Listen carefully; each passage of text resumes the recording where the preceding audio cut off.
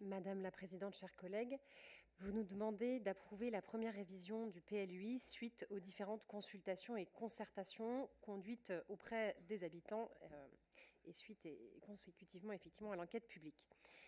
Alors je vous avoue qu'il nous est extrêmement difficile de prononcer un avis éclairé compte tenu de la technicité des rapports composant cette délibération. La délibération renvoie aux annexes, qui elles-mêmes renvoient au dossier de concertation des communes. Difficile donc de savoir clairement ce qui est modifié dans le PLUI pour chaque commune. Nous souhaitons néanmoins vous interroger sur la référence aux besoins. La commission d'enquête recommande de, je cite, « mettre en place un suivi permanent des réels besoins avec la correspondance des capacités des ressources ainsi que de la consommation foncière ». Plutôt que de répondre donc à cette recommandation en évoquant un suivi tous les 3 ans, il nous semble qu'il faudrait anticiper l'importance de ces besoins dès maintenant et la mesure de ces besoins. Quels sont ces besoins qui génèrent et généreront une consommation foncière que le PLUI doit prévoir, sachant que les réponses à ces besoins devront s'inscrire dans le cadre du zéro artificialisation nette et d'une sobriété foncière exemplaire.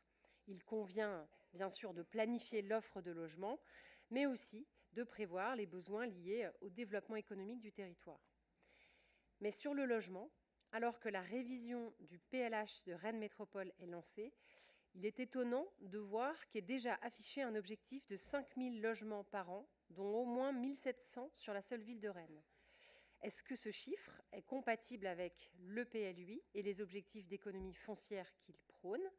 Est-il compatible avec la croissance de la population envisagée dans le SCOT et le PLUI, qui est donc déjà très importante ? Ce chiffre de 5 000 logements supplémentaires n'a fait l'objet d'aucun débat. Or, selon nous, il risque de nous emmener vers une croissance très supérieure à celle déjà prévue, ce que les chiffres de l'INSEE semblent confirmer.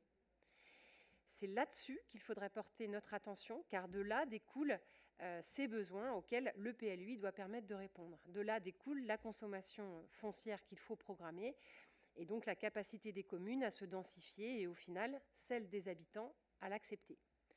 Sur cette seule question du logement, il faudrait au moins disposer de projections actualisées, fines, des besoins liés au desserrement des ménages, au renouvellement du parc, au changement d'usage des locaux d'activité et des logements, comme des évolutions des soldes naturels et migratoires.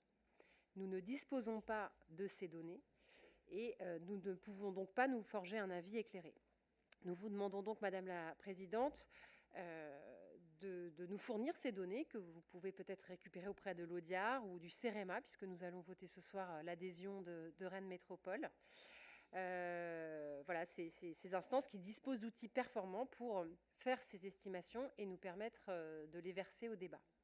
D'ici là, et pour les raisons exposées, nous nous abstiendrons sur cette délibération. Merci.